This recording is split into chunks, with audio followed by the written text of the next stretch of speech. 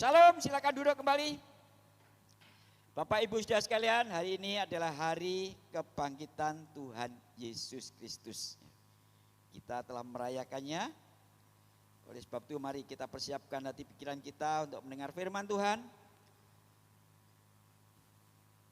Yang kami berikan judul tema yaitu kebangkitan Yesus. Ya, bagus. Yang terkutip dari 1 Korintus pasal 15 ayat 3 dan 4. Bagi yang mempunyai Android silakan. 1 Korintus pasal 15 ayat 3. Yang membawa Alkitab atau tidak membawa Android silakan melihat ke depan. Untuk itu kami mohon dengan hormat dan penuh kasih supaya kita berdiri. Kita akan bersama-sama mendengar, membaca ayat ini bersama-sama supaya kehadiran kita diberkati oleh Tuhan. Kebangkitan Yesus. 1 Korintus pasal 15 ayat yang ketiga. Demikian firman Tuhan. 1, 2, 3. Sebab yang sangat penting telah kusampaikan kepadamu, yaitu apa yang telah kuterima sendiri, ialah bahwa Kristus telah mati karena dosa-dosa kita sesuai dengan kitab suci. Ayat 4, bahwa ia telah dikuburkan dan bahwa ia telah dibangkitkan pada hari yang ketiga sesuai dengan kitab suci. Katakan bersama saya yang percaya, amin. Silakan duduk kembali, puji Tuhan. Bapak Ibu Saudara sekalian, hari ini kita memperingati hari kebangkitan Tuhan Yesus. Kebangkitan Tuhan Yesus adalah salah satu kebenaran utama dalam Injil. Ya, salah satu kebenaran utama dalam Injil. Kebangkitan Yesus itu penting bagi orang yang percaya kepada Tuhan Yesus Kristus. Yang menjadi pertanyaannya, mengapa kebangkitan Yesus itu penting bagi orang percaya? Next. Iya.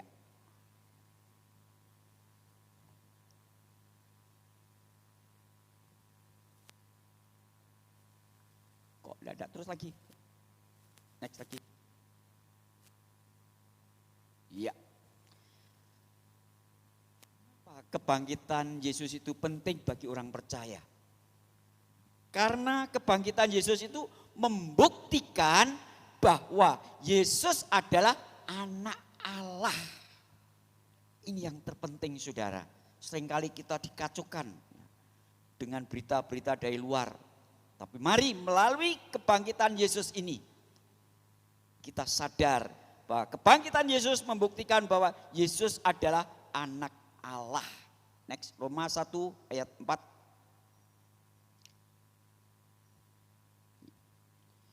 Dan menurut Roh Kekudusan dinyatakan oleh kebangkitannya dari antara orang mati bahwa ia adalah anak Allah yang berkuasa, Yesus Kristus Tuhan kita. Saudaraku yang kasih, Roh Kekudusan itu menunjuk kepada Roh Kudus, oknum yang ketiga dalam Trinitas Ilahi.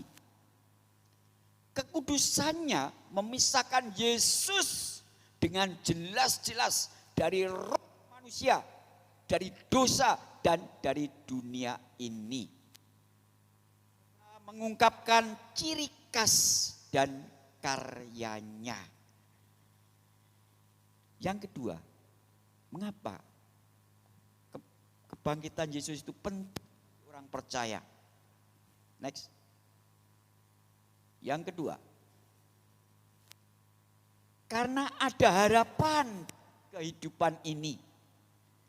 Kalau kita hidup tanpa harapan, kita mati. Ya.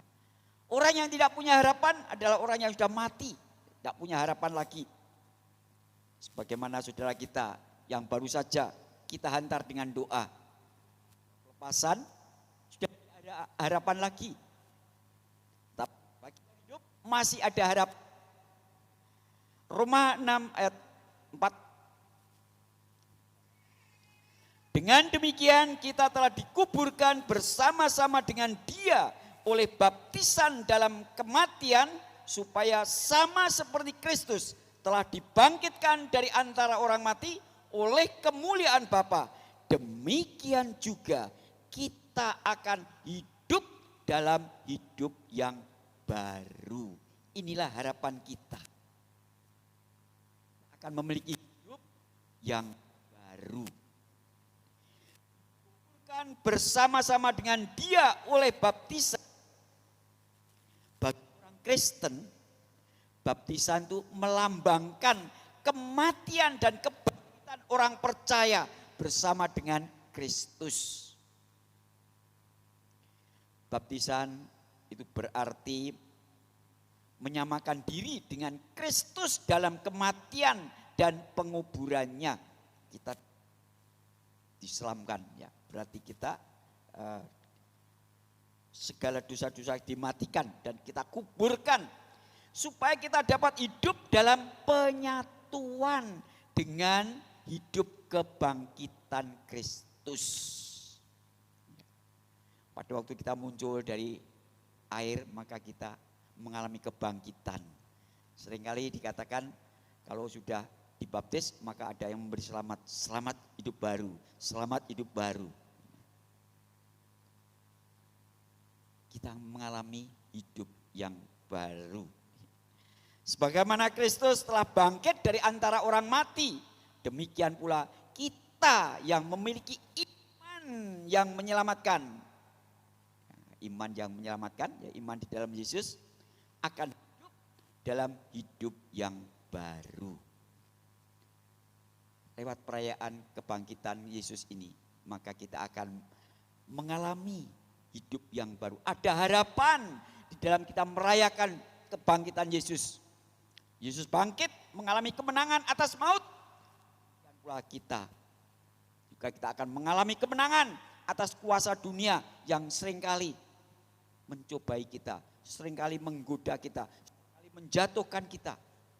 Mari kita renungkan, perayaan kebangkitan Tuhan Yesus ini akan memberi dampak yang positif bagi saudara dan saya untuk memiliki hidup di dalam Yesus Kristus, sehingga kita dapat memperoleh kemenangan demi kemenangan di dalam menjalani hidup ini.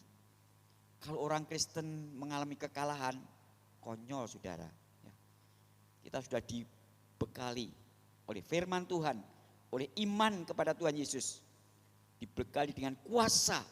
Mari kita pergunakan untuk mengalahkan kuasa dunia ini, supaya kita dapat menaklukkan kuasa dunia ini, sehingga kita tidak diperhamba oleh kuasa dunia ini. Yang ketiga, mengapa kebangkitan Yesus itu penting bagi orang percaya? Yang ketiga, karena memberi kuasa pembaharuan. Dengan kebangkitan Tuhan Yesus akan memberi kuasa pembaharuan. Kalau murid-muridnya sudah diberi kuasa pembaharuan, maka Tuhan juga akan memberikan kuasa pembaharuan bagi saudara dan saya di dalam merayakan kebangkitan Yesus, supaya kita benar-benar mengalami kuasa pembaharuan di dalam hidup. Yohanes 20 ayat 22. Ya. Dan sesudah berkata demikian, ia mengembusi mereka dan berkata, terimalah Roh Kudus. Nah, saudaraku yang kasih, pemberian Roh Kudus oleh Tuhan Yesus kepada murid-muridnya pada waktu itu, pada hari kebangkitan, bukanlah baptisan dalam roh sebagaimana dialami pada hari Pentakosta lain. Peristiwa ini sekedar pemasukan pertama dari kehadiran Roh Kudus yang membaharui di dalam hidup para murid dan hidup yang baru dari Kristus yang sudah bangkit. Nah, saudaraku yang kasih, Tuhan Yesus tahu apa yang menjadi kebutuhan daripada murid-muridnya. Demikian pula Tuhan Yesus juga tahu apa yang menjadi kebutuhan kita semua. Oleh sebab itu Tuhan Yesus membekali dengan kuasanya, yaitu mengembusi dengan kuasa Roh Kudus. Demikian pula saudara sudah mendapatkan hembusan itu. Pada waktu saudara percaya bahwa Yesus adalah Tuhan, maka saat itu juga saudara telah dihembusi dengan Roh Kudus. Hanya saja banyak yang tidak memelihara Roh Kudus di dalam hidupnya. Sehingga Roh Kudus yang ada di dalam dirinya tidak ditumbuh kembangkan. Tapi sebaliknya malah dimatikan. Melalui apa? Melalui pelanggaran-pelanggaran saudara. Saudara banyak yang melanggar firman Tuhan. Saudara tidak pernah mengajar supaya kita didendam dengan sesama, tidak. Tidak pernah Tuhan Yesus mengajarkan hal itu. Tidak ada di dalam Alkitab. Supaya kita dendamlah kepada orang yang menyakitimu. Tidak. Tapi ajarannya adalah jangan membalas kejahatan dengan kejahatan. Tapi balaslah kejahatan dengan apa saudara? Kebaikan. Bukan dengan dendam. Tidak ada.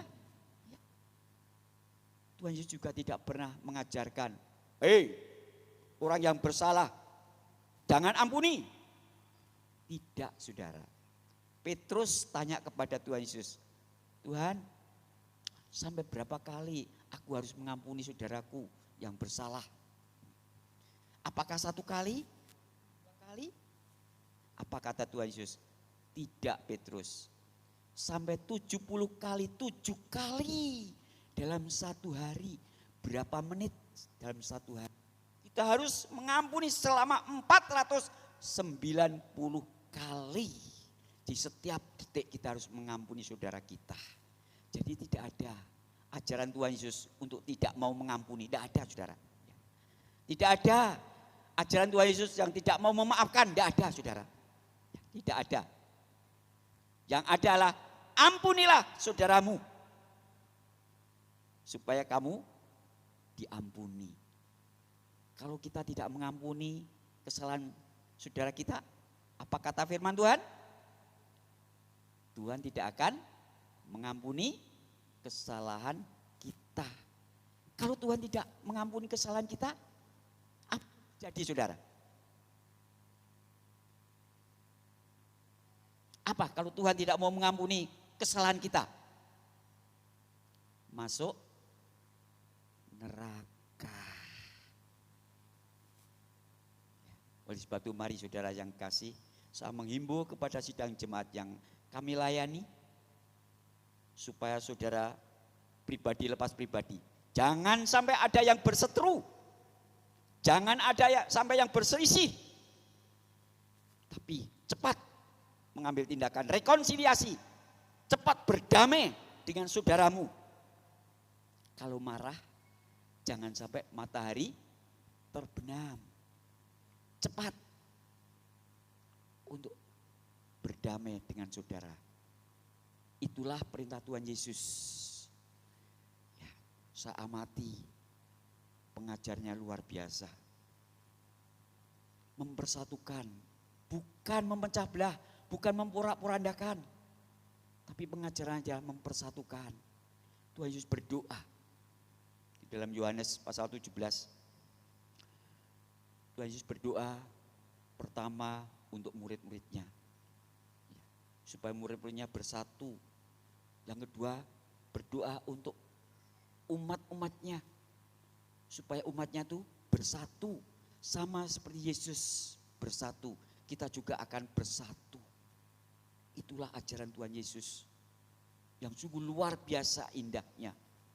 Tapi sayang, banyak umatnya yang bertolak belakang daripada perintah Tuhan Yesus. Oleh sebab itu melalui perayaan peringatan hari kebangkitan Tuhan Yesus, kita akan mengalami kemenangan oleh kuasa dunia yang terus mempengaruhi kita supaya kita tidak mengampuni dosa dan kesalahan orang lain. Itu salah. Mari kita patahkan kuasa itu. Kita menang. Kita harus mengampuni saudara kita. Kita harus memaafkan saudara kita. Karena tidak ada pengajaran Tuhan Yesus yang tidak mau mengampuni, tidak mau memaafkan. Saudaraku yang kasih, oleh sebab itu melalui perayaan ini, mari kita bangkit. Kita bangkit dari ketiduran kita, ya ketiduran rohani kita. Sekarang apa bukti bahwa Tuhan Yesus itu bangkit? Next. Ya. Bukti bahwa Tuhan Yesus bangkit yang pertama adalah kubur kosong. Ya, kubur kosong itu bukti bahwa Tuhan Yesus bangkit. Dalam Matius pasal 28 ayat yang ke-6, ya. Ia tidak ada di sini sebab ia telah bangkit sama seperti yang telah dikatakannya. Mari lihatlah tempat ia berbaring. Ya. Malaikat menunjuk kepada Maria yang menengok kubur.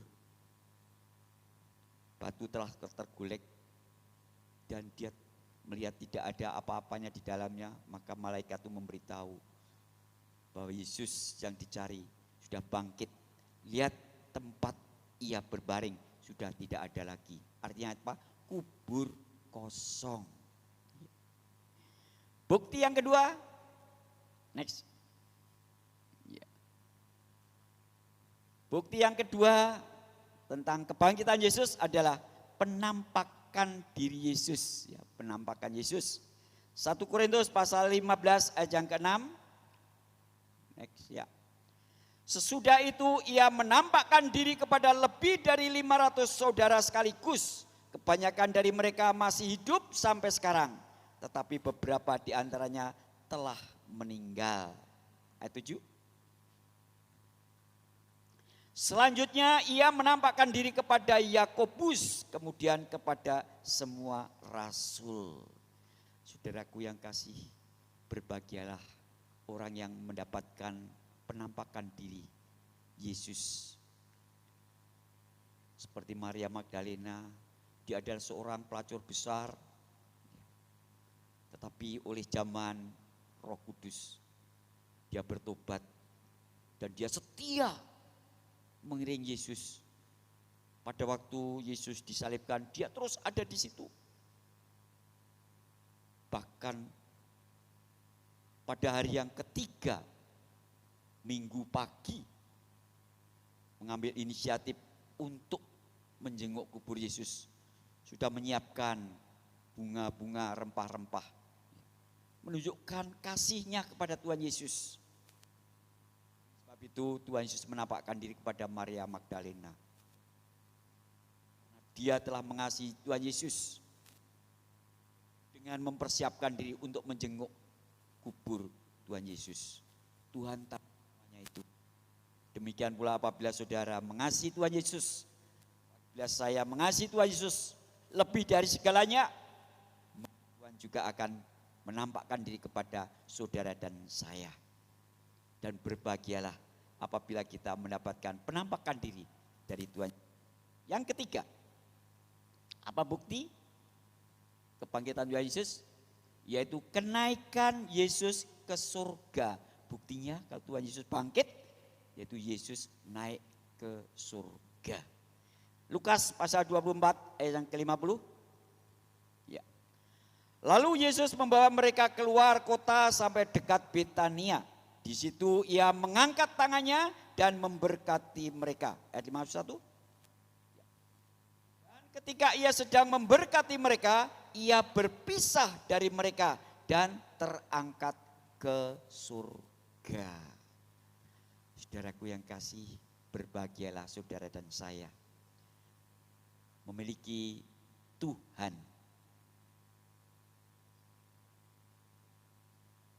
yang dia naik ke surga. Dan di surga selalu mendoakan kita. Menjadi pendoa syafaat bagi kita. Menjadi pengantara bagi kita. Sungguh berbahagia. Jangan lepaskan kepercayaanmu. Karena sudah tersedia mahkota kehidupan bagi saudara dan saya. Terus pegang teguh iman saudara kepada Tuhan Yesus Kristus. Tidak salah keyakinan kita kepada Tuhan Yesus. Dia adalah Tuhan. Dia dari surga turun ke dunia Dia tahu persis keadaan di surga. Dia tahu persis apa yang ada di surga. Dan dia naik ke surga untuk mempersiapkan lahan bagi kita. Mempersiapkan tempat bagi kita. Luar biasa. Kebangkitannya dibuktikan dengan kenaikan Tuhan Yesus ke surga yang akan kita rayakan beberapa hari yang akan datang. Yang keempat, apa bukti yang menunjukkan bahwa kebangkitan Yesus itu ada? Yaitu 4, para murid hidupnya diubahkan. Kisah Rasul pasal 2 ayat 14. Next. Ya. Maka bangkitlah Petrus berdiri dengan ke-11 rasul itu. Dan dengan suara yang nyaring ia berkata kepada mereka, hai kamu orang Yahudi dan kamu semua yang tinggal di Yerusalem, ketahuilah dan camkanlah perkataanku ini. Petrus setelah kebangkitan Yesus, dia diberi kekuatan yang luar biasa. Hidupnya diubahkan luar biasa. Dia itu hanya pencari ikan, saudara, nelayan.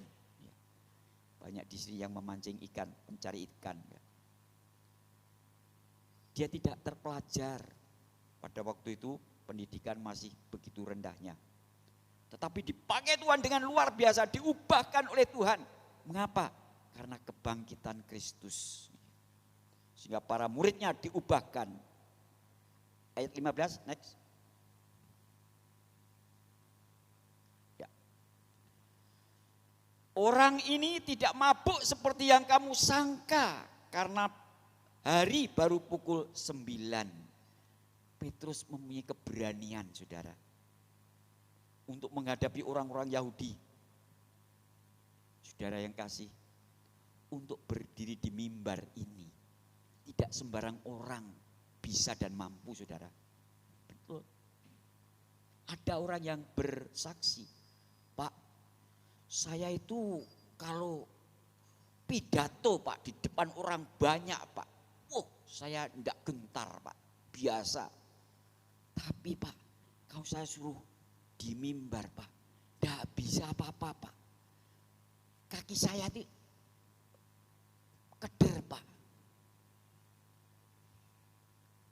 Dan pada waktu itu Petrus setelah dihembusi dengan kuasa Roh Kudus, Petrus diubahkan hidupnya. Dia berani untuk menemplak segala tudingan-tudingan dari orang-orang Yahudi.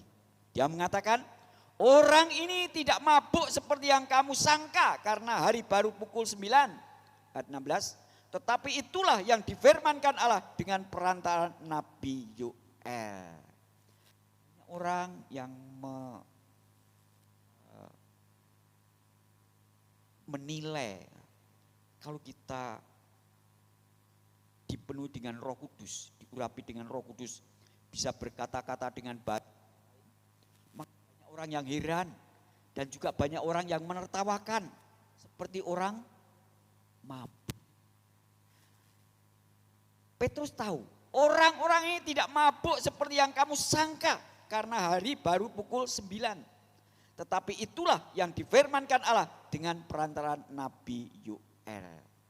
Nabi Yoel telah bernubuat bahwa akan mengurapi semua orang, teruna-teruna diurapi, orang-orang tua diurapi semuanya. Dan itu terjadi pada waktu hari Pentakosta. Dan murid Tuhan Yesus diubahkan oleh kebangkitan Tuhan Yesus. Yang kelima, bukti yang menunjukkan kebangkitan Tuhan Yesus. Yang kelima, gereja berdiri. Dengan kebangkitan Yesus, maka gereja berdiri. Seperti tempat ini gereja berdiri karena kebangkitan Yesus. Kalau Yesus tidak bangkit, maka tidak akan ada gereja.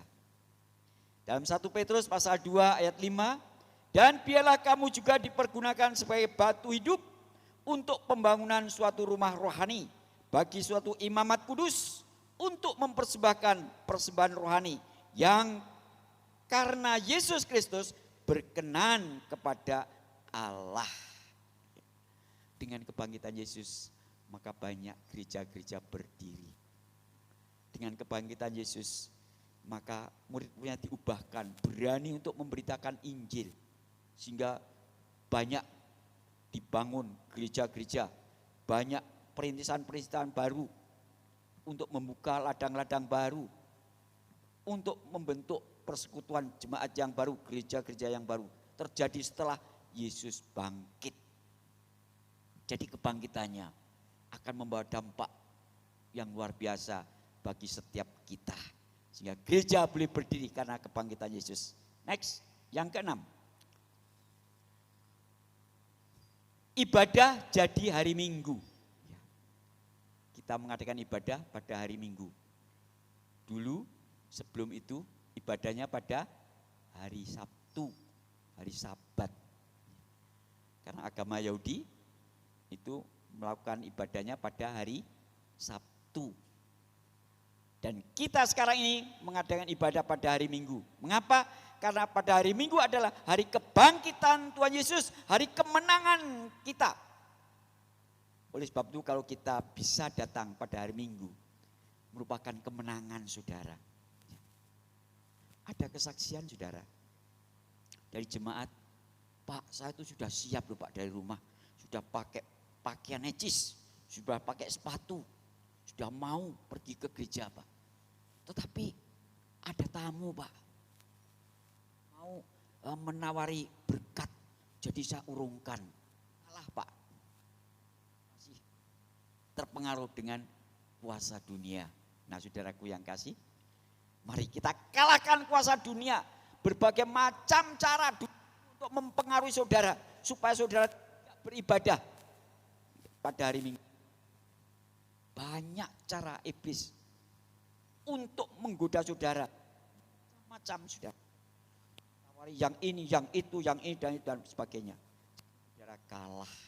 Dan melalui peringatan hari kebangkitan Tuhan Yesus pada hari ini, mari kita miliki kuasa dari Tuhan untuk mengalahkan kuasa dunia ini. Supaya kita bisa beribadah pada hari Minggu. Merupakan kemenangan Tuhan Yesus Kristus. Amin saudara. Puji Tuhan. Yang ketujuh. Ya, yang ketujuh, next. Ya. Ya. Alkitab Perjanjian Baru ditulis dengan kebangkitan Yesus. Maka Alkitab ditulis seperti yang saudara bawa Alkitab. Ya, ini bisa ditulis karena ada kebangkitan Yesus. Kalau tidak ada kebangkitan Yesus, maka tidak akan Alkitab ini ditulis, terutama Perjanjian Baru. Ya. Next, kitab Matius ditulis pada tahun 60-an Masehi. Kitab Markus ditulis pada tahun 55 sampai 65 Masehi. Kitab Lukas ditulis pada tahun 60 sampai 63 Masehi. Kitab Yohanes ditulis pada tahun 80 sampai 95 Masehi. Kitab Roma tahun 57 Masehi. 1-2 Korintus tahun 55 sampai 56 Masehi. Galatia tahun 49 Masehi. Surat Ibrani tahun 67 sampai 69 Masehi. Kitab Wahyu tahun 90 sampai 96 Masehi dan masih banyak yang lain.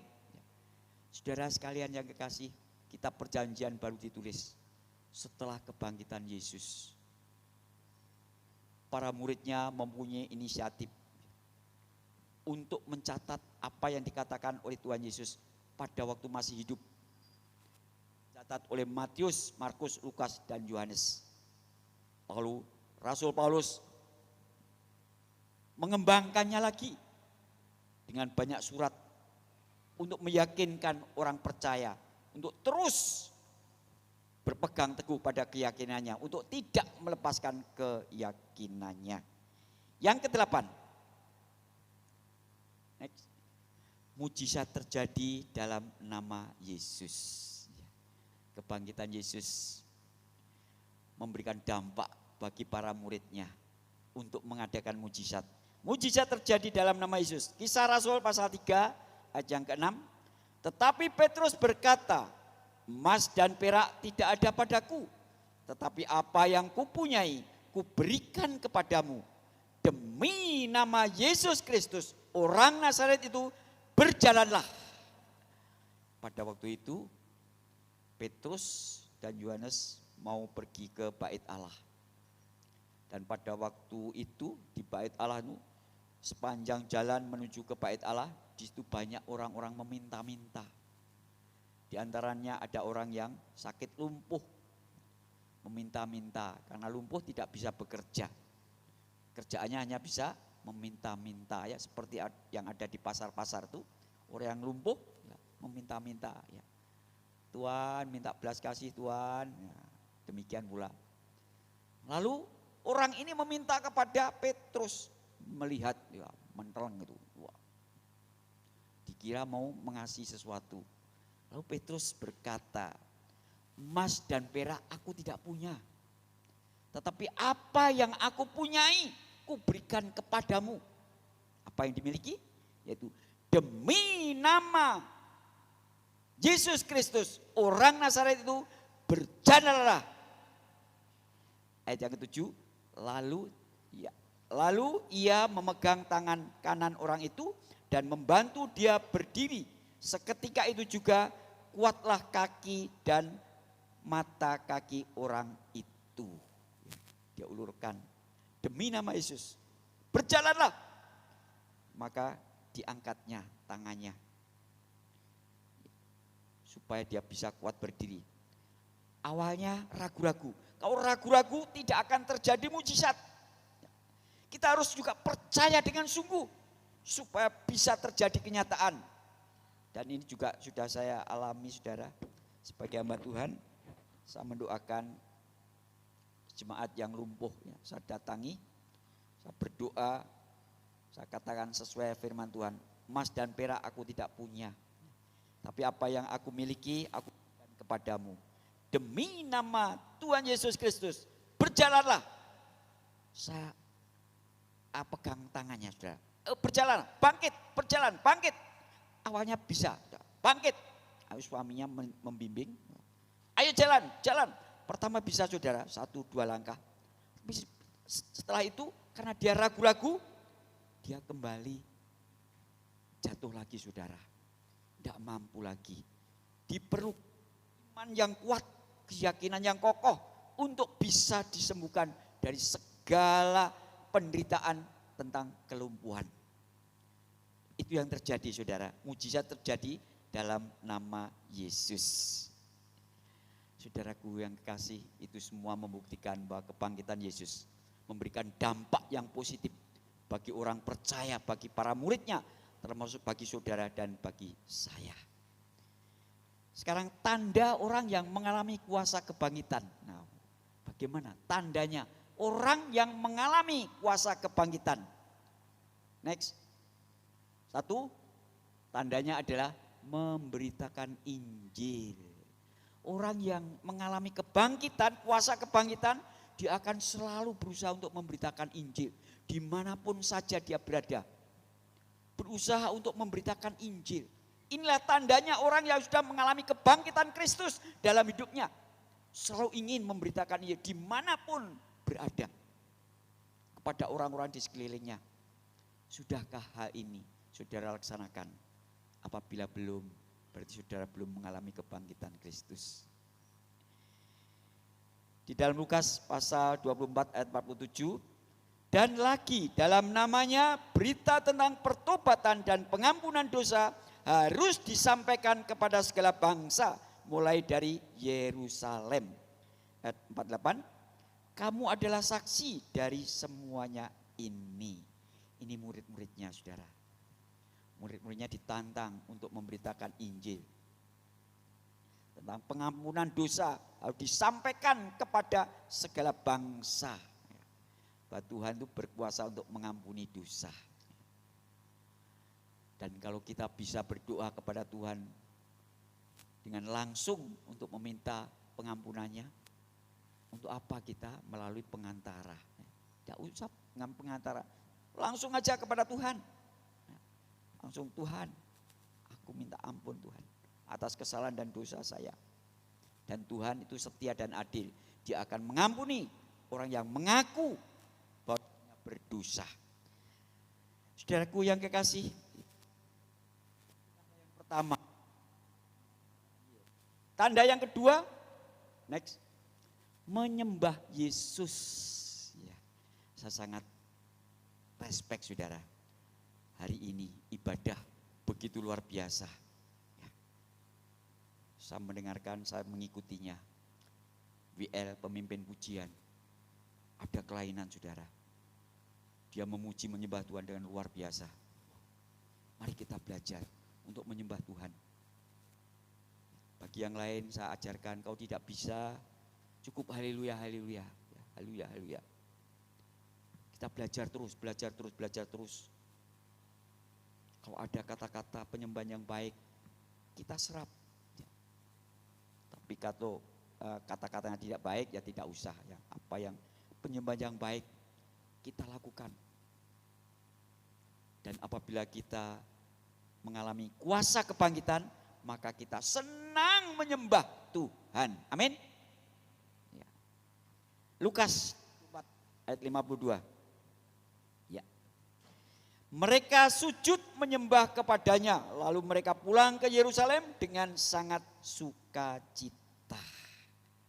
Murid-muridnya sujud menyembah Tuhan dan bersukacita. Saudaraku yang kasih, inilah dampak kebangkitan Yesus. Kita harus suka menyembah Tuhan. Kalau kita suka menyembah Tuhan, segala masalah saudara tidak ada yang mengalami jalan buntu. Tuhan akan kirim pertolongannya. Tuhan akan berkat-berkatnya kepada saudara. Kalau saudara suka memuji dan menyembah Tuhan, latihlah dirimu untuk memuji dan menyembah Tuhan di rumah masing-masing. Belajar untuk memuji dan menyembah. Kalau tidak ada gitar, cukup dengan pujian sendiri memuji menyembah Tuhan. Maka akan mengalami kelainan dalam kehidupan saudara. Saudara akan mengalami yang luar biasa. Kuasa Tuhan akan bekerja dalam kehidupan saudara. Dan saudara juga akan diberkati oleh Tuhan. Amin. Mari kita belajar memuji dan menyembah Tuhan. Supaya kita diberkati. Yang terakhir. Yang ketiga. Mengalami kepenuhan Roh Kudus. Ya, dengan kebangkitan Kristus. Maka kalau kita mengalami kuasa kebangkitan, kita akan mengalami kepenuhan Roh Kudus. Lukas 24 ayat 49. Ya. Dan aku akan mengirim kepadamu apa yang dijanjikan Bapakku. Tetapi kamu harus tinggal di dalam kota ini sampai kamu diperlengkapi dengan kekuasaan dari tempat tinggi. Tuhan Yesus berjanji akan memberikan kuasa dari tempat tinggi. Tapi ada syaratnya. Kamu harus tinggal di kota ini. Harus tinggal di bait Allah untuk memuji menyembah Tuhan. Maka barulah janjinya itu akan digenapi. Murid-muridnya diperlengkapi dengan kuasa dari tempat maha tinggi. Lebih dahsyat lagi untuk memberitakan firman, untuk melayani pekerjaan Tuhan. Demikian pula bagi saudara dan saya yang sudah mengalami kepenuhan Roh Kudus, pasti akan mengalami kedahsyatan untuk lebih setia melayani, lebih setia untuk iring kepada Tuhan. Saudaraku yang kasih, yang terakhir,